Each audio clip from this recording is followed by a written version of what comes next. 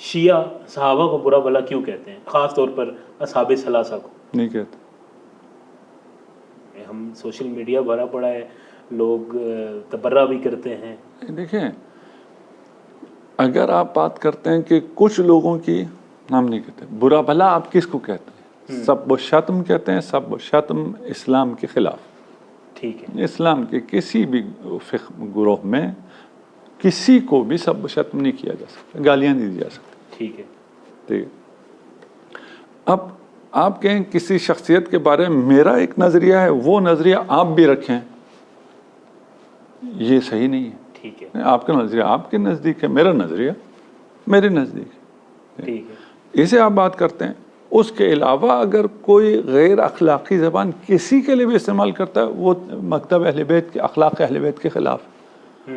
جتنا اسے باقی لوگ کنڈم کریں گے اتنا ہم بھی کنڈم کریں گے. رہ گیا کہ گالم گلوچ اور یہ غیر اخلاقی چیزیں مسلم معاشرے میں نہیں ہیں، تو آپ کیا کہیں گے؟ یہ اسلام کا حصہ ہے؟ نہیں، اسلام کا حصہ نہیں ہے. مسلمانوں میں یہ باتیں ہیں، ہے نا. آپ کہیں جی آپ ہم بازار میں جاتے ہیں تو یہ غیر اخلاقی حرکتیں، یہ غیر اخلاقی زبان، ٹھیک ہے نا، یہ گالم گلوچ یہ عام ہے.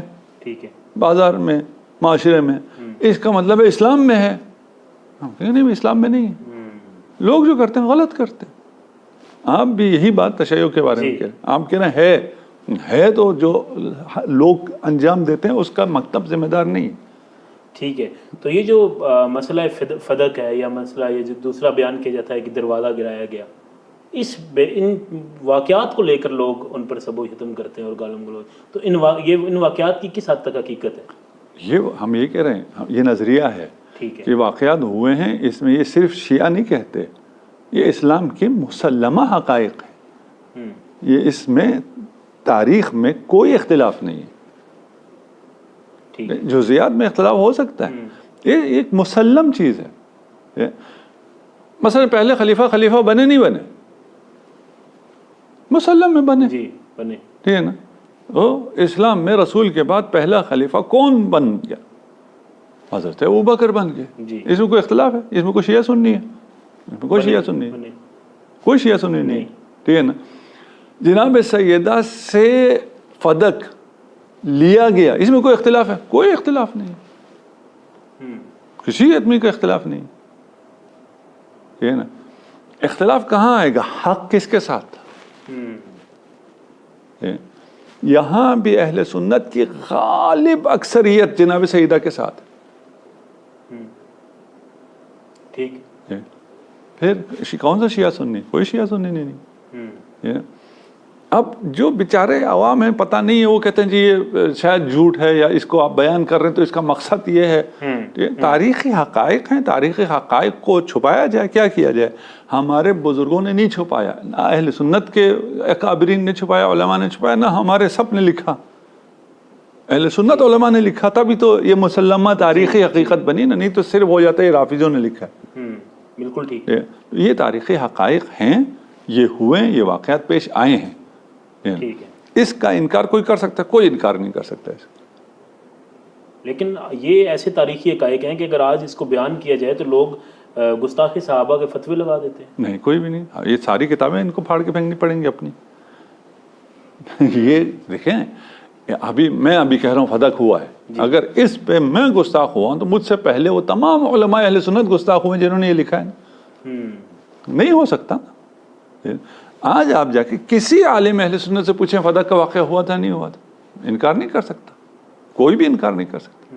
کوئی بھی نہیں، کوئی جھوٹ بولے الگ مسئلہ، کوئی بھی نہیں کہہ سکتا کہ نہیں ہوا تھا. ہوا تھا. کیا وہ گستاخ ہو گیا؟ نہیں. ٹھیک ہے نا. ہم یہی کہہ رہے ہیں، سب و شتم الگ ہے، توہین الگ ہے. ٹھیک ہے نا. عقیدہ کہ یہ ہوا تھا یا نہیں ہوا تھا. دیکھیں ایک آدمی جاہل ہے، اس بیچارے کو کچھ پتہ نہیں ہے، اس نے کوئی عقیدہ رکھنا ہی نہیں ہے. اسلام میں کیا ہوا تھا کیا نہیں ہوا تھا مجھے کوئی پتہ نہیں، میں مسلمان. ٹھیک ہے بھائی، تو مسلمان. ایک تاریخ کا، حدیث کا، قرآن کا اسٹوڈنٹ ہے، وہ پڑھتا ہے، اس کے سامنے آتی ہے چیزیں. اب وہ کیا کرے؟ وہ ان تمام، اب وہ آپ کو پھاڑ کے پھینک دے. آپ کو اہل سنت کے آدھی کتابیں پھاڑ کے پھینکنی پڑیں گی، دریا برد کرنا پڑے گا. ہر جگہ ہے. اچھا قبلہ، اسی کے ساتھ جو دوسرا واقعہ بیان کیا جاتا ہے دروازہ گرانے والا، ہاں کہا جاتا ہے کہ اس واقعے کی تو صحیح سند اہل تشیع کے پاس بھی نہیں ہے، اس حوالے سے کیا کہنا؟ ہم کہتے ہیں صحیح سند اہل سنت میں بھی ہے. میں بھی ہے. ہاں کہاں؟ دیکھیں ابھی ہم اس کا حوالے نہیں دے رہے، ہے نا اس کا، جس کو پتہ ہے اس کو آپ کو پتہ ہے. آج کل ویسے بھی اس کا دور ہے، حوالے اتنے ہیں، جس نے نہیں ماننا اس کو وہ نہیں ہے. ہم ابھی اس طرح کی کوئی بات کر رہے ہیں تو حوالے دیں گے. میں دوبارہ کہتا ہوں، تفصیل میں فرق ہے. ٹھیک ہے نا. اصل واقعہ ہوا نہیں ہوا، مسلمات تاریخ میں سے ہے کہ ہوا ہے. اصل واقعہ ہوا ہے. ٹھیک ہے نا. اب تفصیل میں مثلا اس میں وہ کہتا ہے یہ دروازہ ہی نہیں ہوتا تھا. اول تو یہ غلط ہے کہ دروازہ ہی نہیں ہوتا تھا.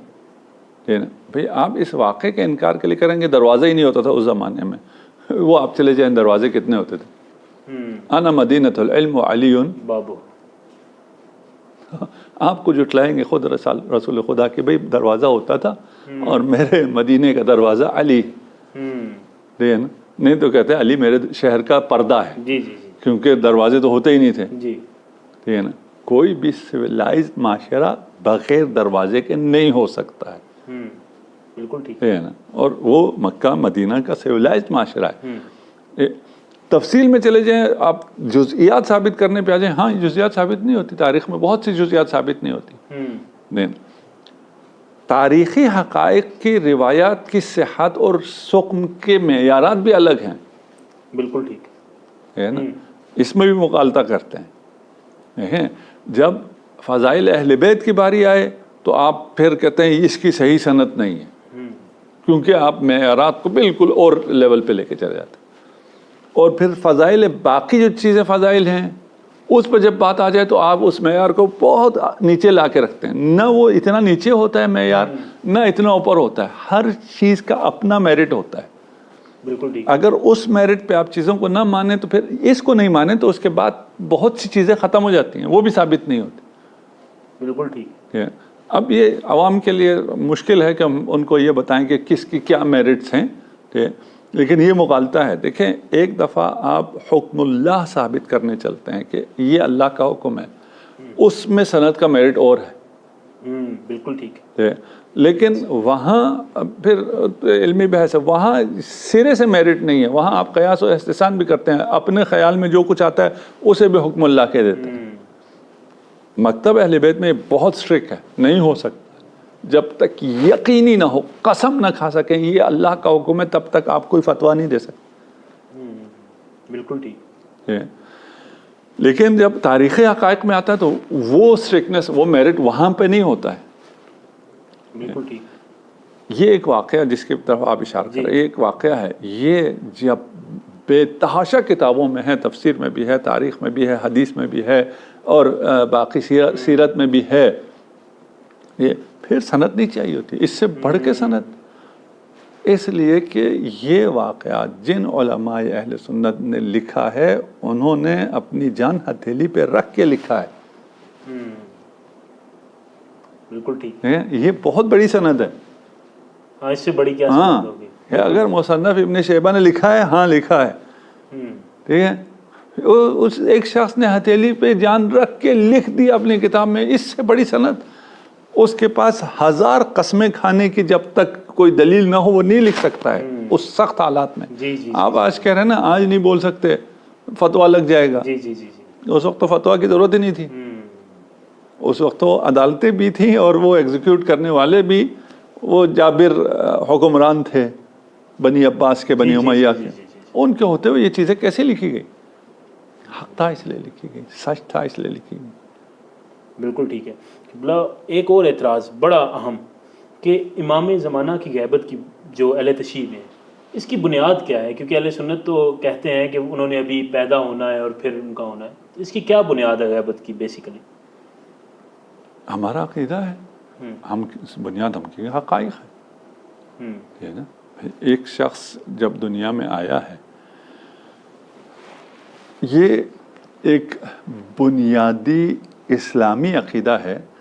اس کے بغیر کسی شخص کا اسلام مکمل نہیں ہوتا ہے. غیبت کے عقیدے کے بغیر؟ جی. اگر اسے نہ مانے جی تو آپ کے اتنی بڑی مشکل میں آپ پھنس جائیں گے کہ اس کا جواب آپ کیا دیں گے؟ شیعہ سنی دونوں اس بات پر متفق ہیں.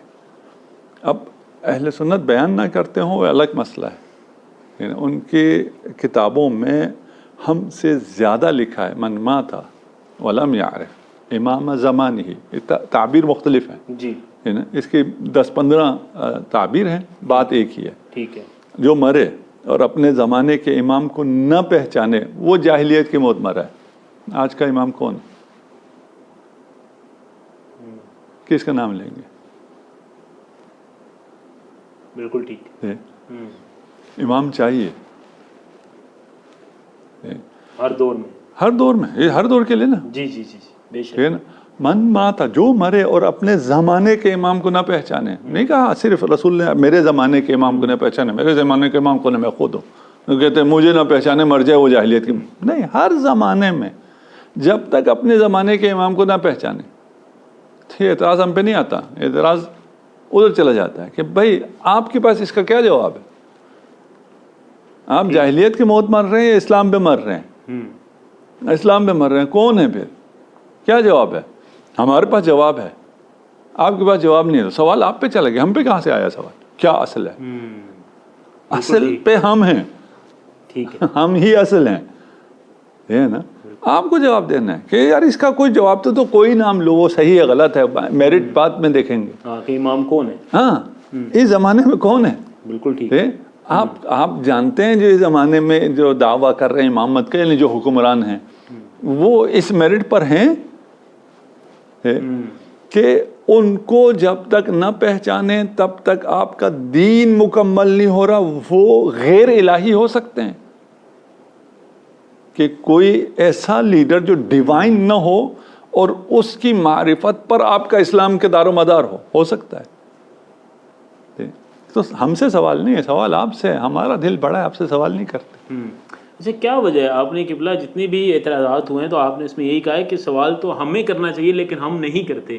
کیوں نہیں کیا جاتا سوال ان لوگوں سے؟ ابھی طفل مکتب ہے، تھوڑے بڑے ہو جائیں گے کل. کہا جاتا ہے مولا علی کی جب خلافت قائم ہوئی، اہل سنت کے نزدیک کہا جاتا ہے چوتھے نمبر پر جب خلافت قائم ہوئی تو سب سے پہلے جنہوں نے بیعت کی وہ حضرت عثمان کو جنہوں نے قتل کیا تھا وہ لوگ تھے. تو الزام لگایا جاتا ہے کہ یہ تو آپ لوگ دیکھ لیں کہ کہاں سے چلا ہے یہ سلسلہ. کیا کہتے ہیں اس پر؟ تحقیق کر لیں قاتلین عثمان کون تھے، مسئلہ حل ہو جائے گا. آپ روشنی ڈالیں اس پر تھوڑی. نہیں، ہم یہی کہہ رہے ہیں نا، ہم تو الزام لگانے والوں سے کہہ رہے ہیں نا. آپ تحقیق کریں، سارا مسئلہ حل ہو جائے گا. ٹھیک ہے. پھر اگر آپ کو قاتل سے مشکل ہے تو آپ کو ادھر الزام ہے. ایک بلوا آیا تھا، کوئی پتہ نہیں ہے کون قاتل ہے. بلوا بیچنے والوں کو پتہ ہے، ان سے آپ کی عقیدت ہے. اچھا ہے نا. بلوائی تھے، باقی ایک نہیں تھے، زیادہ تھے. امیر المومنین کا تو صرف ایک قاتل تھا نا. جی اس کو بیچنے والے کون تھے وہ بھی واضح ہے، اس پہ بھی ہماری پوری ٹاک ہے. ابھی ہم اس کو بھی چھوڑ دیتے ہیں، ہم اسی ایک کو، ٹھیک ہے نا. یہ عبد الرحمن ابن ملجم کو لے لیتے ہیں. یہ ایک جس کے بارے میں یقین ہے کہ یہ امیر المومنین قاتل ہے، اس کے بارے میں جانتے ہیں کیا کہتے ہیں؟ کہتے ہیں مجتہد تھا، اس سے خطا اجتہادی ہو گیا تھا، اس کو ایک ثواب ملے گا. اچھا جی. تو جو حمزہ کا قاتل ہے وحشی، جی اس کو کیا کرتے ہیں؟ اس کو کہتے ہیں صحابی ہے. بھائی حمزہ کا قاتل ہے، کہتے ہیں اسلام لائیں. رسول خدا نے اس کا اسلام بھی قبول نہیں کیا تھا. کون سا اسلام؟ اگر کوئی مسلمان ہو اور رسول اس کا اسلام قبول کریں تو اس سے منہ پھیر کے اس کو بھگا دیں گے.